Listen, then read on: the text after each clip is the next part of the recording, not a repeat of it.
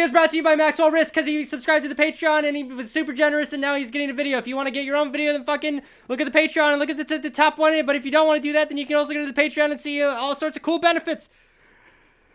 Oh! Hi, I like movies. I like most movies, but I'd be lying if I said I was the biggest fan of racing movies.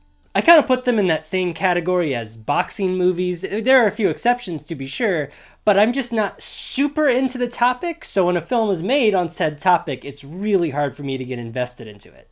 In fact, sports movies in general just don't really appeal to me that much. They're not objectively bad or anything, and like I said with the boxing thing, there are a few exceptions.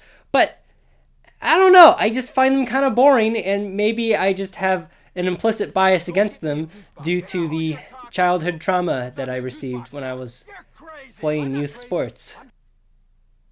And the subgenre within that genre that I hate are rivalry films. They're so overdone and predictable and just rarely ever push the genre forward unless they're being made fun of.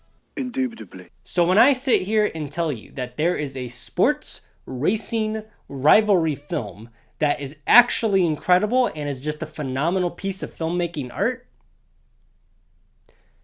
you can take that shit to the bank. And that movie is, it's Rush. You clicked on the video, you didn't see on the title that it was about Rush. Why the fuck are you even, why are you even here?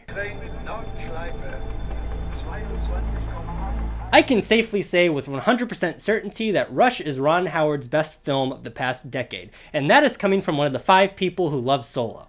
It is a gripping rivalry film, where our 2 main heroes are not just fighting over a trophy, they're fighting for the admiration of the audience. And by audience, I don't mean the people in the stands, I mean the people literally watching the movie, for Rush is very much of a dual narrative, or dual narrative rather. Rather than one be the protagonist and the other be the antagonist, they both take on these roles, as the film switches between their different perspectives. It is a film that is literally and metaphorically driven by these 2 main characters. So rather than go through the plot beat by beat and go through the story through that sense, I'm going to focus on these 2 characters alone, since they really are the focal point of the movie. We first meet James Hunt, who immediately exudes the charisma of a movie star despite just being a race car driver. Not only is he devilishly handsome and great with the ladies, but he's got the racing talent to match his arrogance. Everything we see in this opening sequence is all from Hunt's perspective, including the moment where we meet our second crucial character, Niki Lauda. Initially, Lauda is an antagonist to Hunt's protagonist, but we quickly see that dynamic shift as the film switches to Lauda's own perspective. It's easy to say that Lauda is the polar opposite to Hunt, but I would actually argue that they are more antitheses to each other? They're different but also the same. Yes, Lauda is very different in many ways to Hunt, being much more reserved and introverted rather than boisterous and extroverted. He's also different in the sense of his attitude to racing, being much more of a technical gearhead than a practical athlete.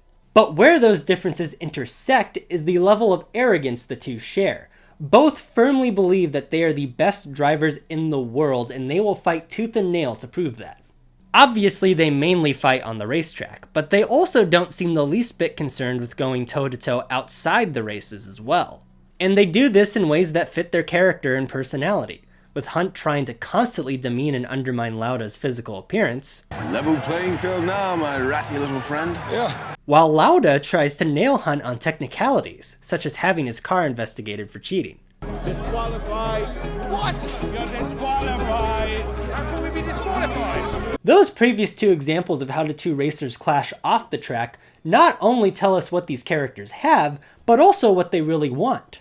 A good example of this is both of the racers' experience with romance in the film. Lauda wishes he had the looks and charm of Hunt, and Hunt wishes he could settle down and fall in love with a single person without getting his heart broken.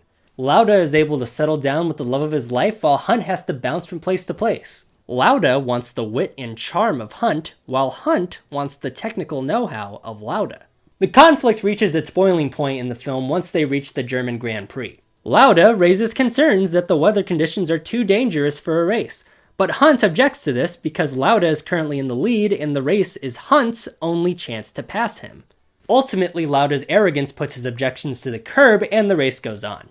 Because I'm quicker than all of you. This would prove to be a devastating mistake, as Lauda winds up crashing with his car set ablaze, resulting in him becoming critically injured and permanently disfigured. Not only do we obviously see Lauda's reaction to this event in a pretty graphic and brutal fashion no less, but we also see this as the turning point in Hunt's attitude towards Lauda. The first time I saw this film, I thought this change in Hunt's character was a bit rushed. Hey, that's the name of the show. But watching it now, it actually makes sense. If Hunt hadn't pushed for the race to go on, Lauda wouldn't have gotten hurt. Sure, the two had a competitive rivalry, but there was nothing to indicate either of them wanted harm to come to the other. The final race in Japan comes, and after a nod of respect between the two, a definitive winner is declared, with Hunt coming in first and Lauda forfeiting due to the dangerous conditions. It's nice when rivalry films do have a definitive winner, but it also works how this ending is almost a bit imperfect. At this point, the audience probably wants Lauda to win after what he went through, but at the same time, Hunt has become likable enough to accept his win. The film finally ends with an epilogue scene between the two intercut with footage of the real-life Lauda and Hunt, showing that the friendship that the two had greatly outweighed their historic rivalry.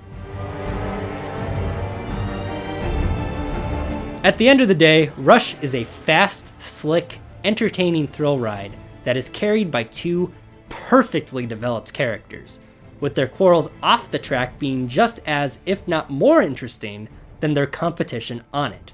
It's a film that fans of the two iconic racers will love, while those not as familiar with them can still find great fondness in. Why the fuck aren't you making more movies like this? Here comes Speed Racer, he's a demon on wheels. He's a demon and he's gonna be chasing after someone.